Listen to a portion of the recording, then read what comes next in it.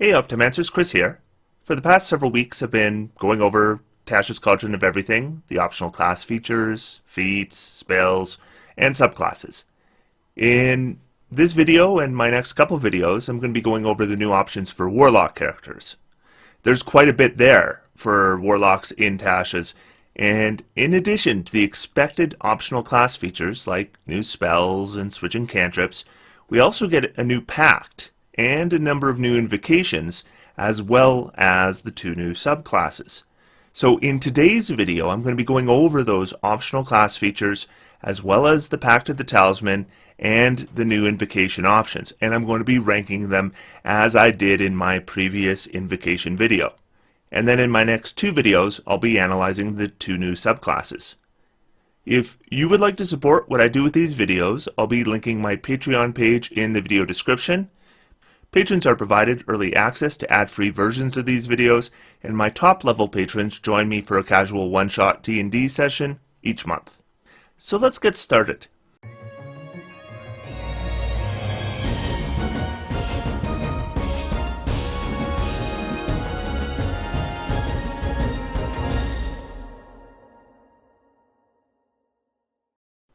First, let's discuss the new spells available to the Warlock. There are a significant number of cantrips here, but if we look carefully, we see that all these cantrips are attack cantrips, which really isn't building the versatility of our cantrip list that much. Booming Blade and Green Flame Blade are notable if you want to make a Warlock with melee options, particularly if you're not going with Blade Pact. But assuming we had access to the Sword Coast Adventurer's Guide already, these actually aren't new options.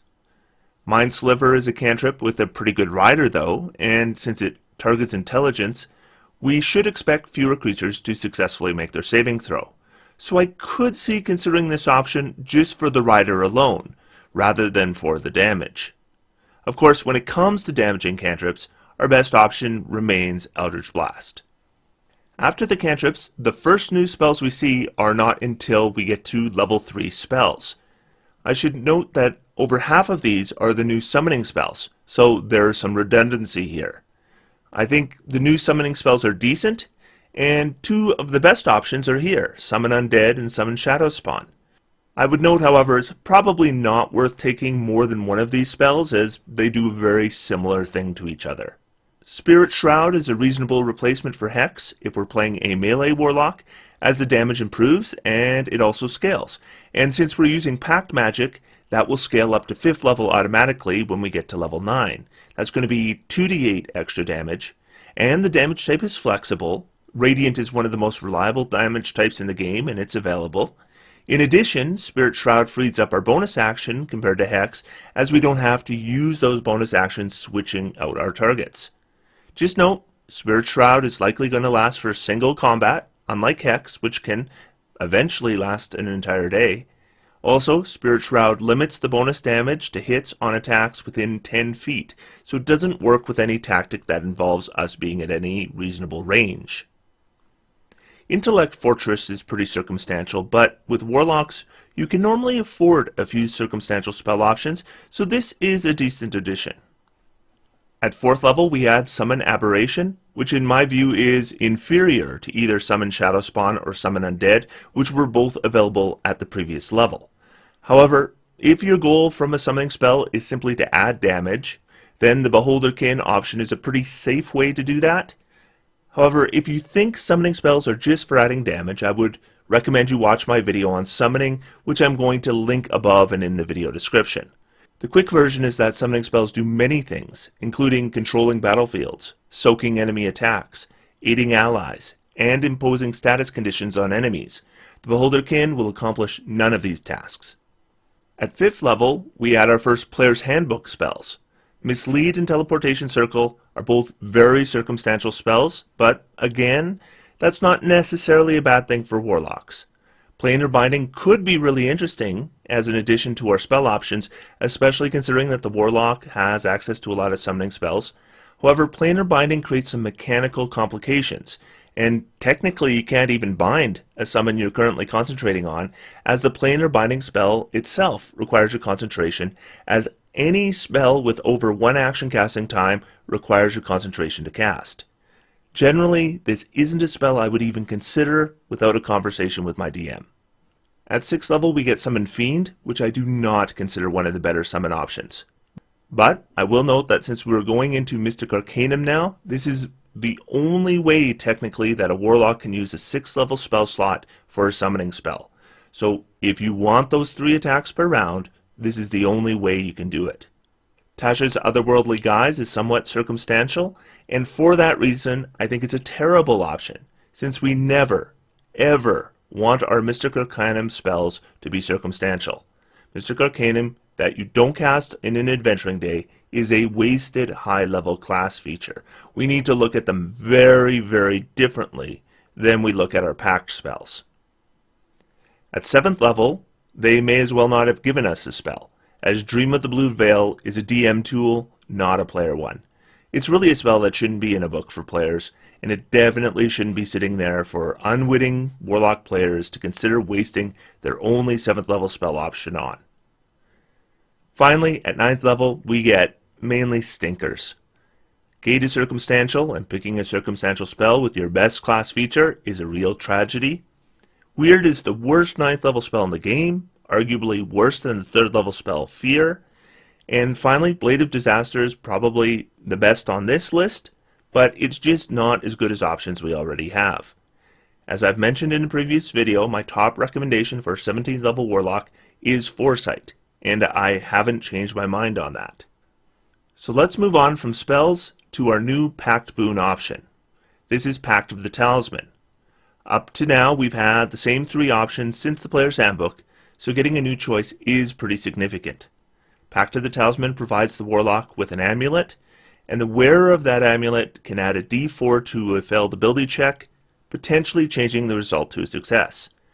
This is limited in uses to your proficiency bonus per long rest, and one thing that is unique here is you can have someone else wear the talisman and you can provide them with the benefit. In fact, there's no limitation on how you can have this switched from party member to party member.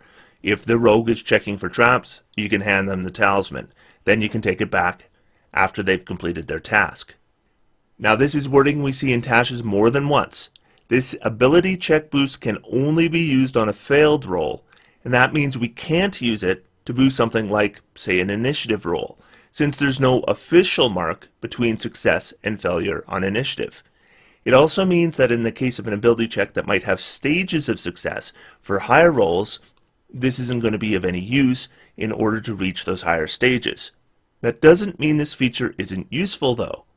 An obvious use is for skill checks like a failed stealth roll or a failed investigation check to find a trap or a failed social roll, but there are a few less obvious but very useful applications as well, like a failed counterspell or dispel magic check, or a check to escape a web, or shake off a wrathful smite, or escape an Ever's black tentacles, for example. If you ever lose the talisman, you can replace it easily enough. You just complete a short or long rest and take an hour ritual. And of course, Pact of the Talisman opens up some invocation options specific for this pact, which we will be going over soon. At 4th level, we get Eldritch Versatility, at the same level that other classes gain the ability to change cantrips. In our case, we're getting significantly more. Each time we reach a level that awards an ability score increase in Warlock, we actually get 3 options. But note here, you can only choose one of those 3 options each time. The first is to change a cantrip. This is completely standard. Every class that gets cantrips gets this option. But in other cases, this is the only option, but we're getting 2 additional options. The second is to change our Pact boon. This is actually pretty massive. Let's say you chose Pact of the Blade, but you're in a campaign where spellbooks and scrolls with a bunch of great rituals keep showing up. We could use this option to switch to Pact of the Tome, and when we do so, we also get to replace all the invocations that were tied to Pact of the Blade immediately, in addition to our normal option to switch out an invocation when we gain a level. So we can likely grab Book of Ancient Secrets easily enough, and this kind of versatility is a huge boost to Warlocks, and completely welcome. And speaking of very welcome, there is a really welcome new option. Finally, we have a way to switch out our Mystic Arcanum. Previously, there was no way to change Mystic Arcanum selections once we picked them, but now finally there's a way we can. However, when we really look at this, it's not just like we can change them out whenever. We get an ability score increase at levels 12, 16, and 19. So there's a pretty small list of opportunities to make these changes. Still, any option to switch out our Mystic Arcanum is better than none. Now let's discuss the new invocation options for Warlock. I'll be using the same rating system as always. Red if I think the option is poor, orange if I think it's overly circumstantial, purple if I think it's a decent option, green if I think it's good, and blue if I think it's great. I'll add stars for the colorblind, so 1 star for red, up to 5 stars for blue. I'll also be saying what the rating is, just in case you're just listening. If you would like to know my ratings for previously existing invocations, I have a video going over all of them, which I will link above as well as in the video description. I'm also going to be going over the invocations without a level requirement first, and then go over the rest in order in which they're available. The first invocation to go over is Eldritch Mind. This is a very simple invocation. It's available to any Warlock. It provides advantage on any Constitution saving throw to maintain concentration. This provides a similar benefit to the Warcaster feat. There's 2 drawbacks of this here compared to that feat, and that is number 1, it doesn't allow casting of spells with your hands full, and number 2, it doesn't allow casting to make attacks of opportunity. There's 2 advantages of this option though, compared to that feat. The first is, it applies to all saving throws to maintain concentration. So it works if you end up in a sleet storm, for example. And Warcaster does not. Of course, the biggest advantage of this option is it doesn't use a feat, and a feat is almost certainly a bigger investment than an invocation slot. Now I've gone on about this many times before, but maintaining your concentration is vital for most spellcasters, including Warlocks. New options to do this are going to be great options, and Eldritch Mind is an effective way to boost concentration while freeing up a feat and not requiring multiclassing, and definitely an option I'll be considering for my Warlocks in the future. And I think this is just a solid green rank. The next invocation is Investment of the Chainmaster. This is only available to Pact of the Chain Warlocks, but other than that, it has no level requirement. This invocation makes your already boosted Find Familiar spell more potent, in fact, a lot more potent. I could almost do a whole video on this invocation, so I'm going to try to keep this as brief as I can, but there are a ton of things to go over here. The first is that our familiar is going to gain a fly or swim speed. Now, swim speed is fine, but the one thing here is the fly speed. As the Quasit is an option, I previously cautioned that it does not provide a fly speed, but giving Quasit a fly of 40 makes them a pretty great option for a Chain Pact Warlock. The second is you can command your familiar to take the attack action using your bonus action. Normally I'd consider this a decent option at low levels, but a poor option at higher levels.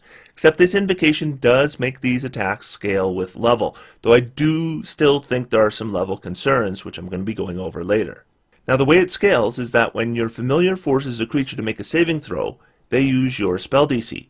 Now every one of the special familiar options for Pact of the Chain involves a poison save DC with their attacks, and in all cases those DCs are low, and this is going to significantly boost those DCs immediately when you take this, and it will scale with your level.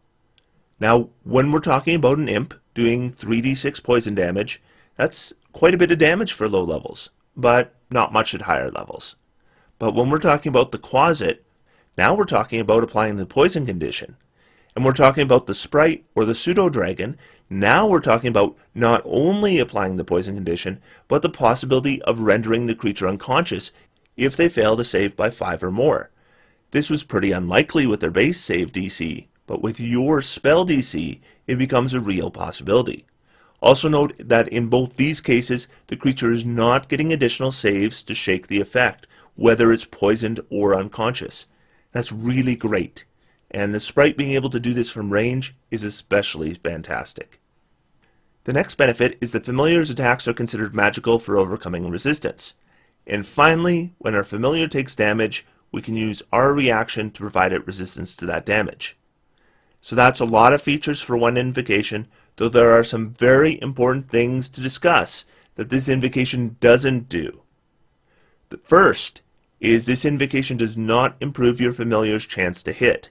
So a +6 to hit with your sprite, especially if they're invisible, is really good at 3rd level. But at high level, hitting creatures with 20 AC or even higher is going to become a challenge. Second, this invocation does not improve the hit points of the familiar.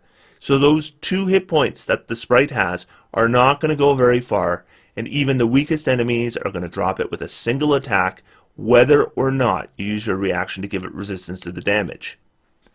Still, there's enough offered here, boosting what I think is already a great Pact feature for Pact of the Chain, that I think this is still a blue rank. Now I will say that I don't think this is an invocation I would bother keeping at higher levels, once the odds of our familiar hitting with attacks drops enough.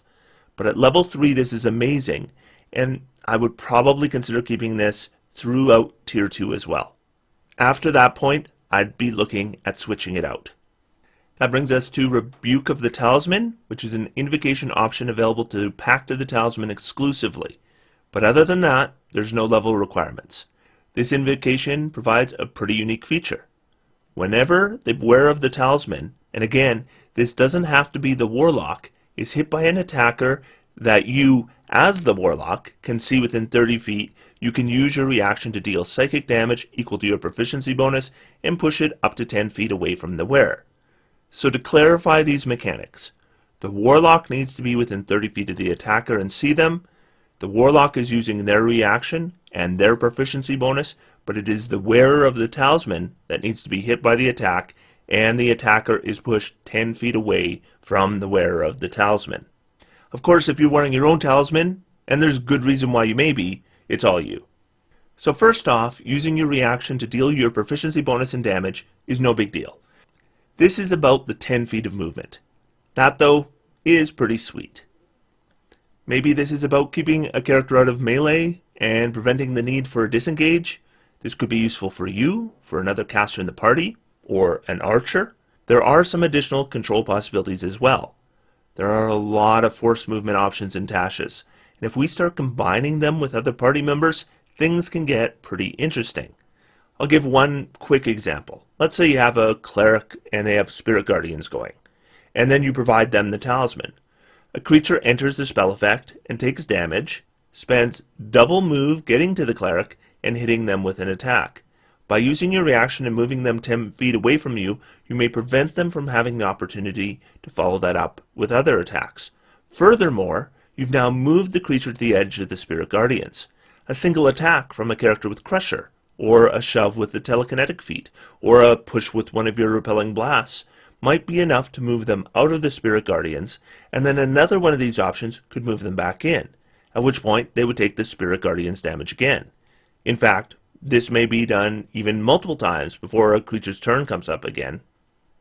Or maybe it's a web spell, and a creature that successfully makes their save or their ability check to escape it moves up to an ally, attacks them, and then gets pushed back in again. These kinds of combinations are becoming more and more tactically viable once the Tasha's options are brought to the table. So there's some possibilities here, and though overall I would say this is an okay option, a purple ranking, there are some possibilities here to make it more effective if we coordinate tactics with the rest of the party. The next invocation is Scribe. This now requires 5 levels of Warlock, and it's only available to Pact of the Tome Warlocks. You may allow a creature to write its name in your Book of Shadows, and you have a number of names written in your book equal to your proficiency bonus, and you can erase a name if you need to replace it. You can communicate with any of the creatures that have their name written in your book as if you're using a sending spell, and there's no limit to your uses of this. Sending allows communication over any distance. Now the sending spell is a pretty useful utility spell, and Scribe is going to be a pretty useful invocation. The limitation here, though, is that the name needs to be in your book in order for you to use this, so it's not nearly as versatile as the sending spell. Then again, the sending spell is using a 3rd level spell slot, and this has no limit. There's some very circumstantial uses for this, and there's some pretty basic utility uses. For example, just having the names of your party members in your book is going to allow for silent communication at any distance with the party members with their name in the book.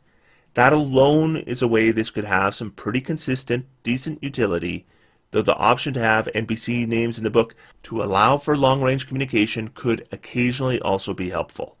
Overall, if this invocation allowed the use of sending without limitation, it would be a very high ranking.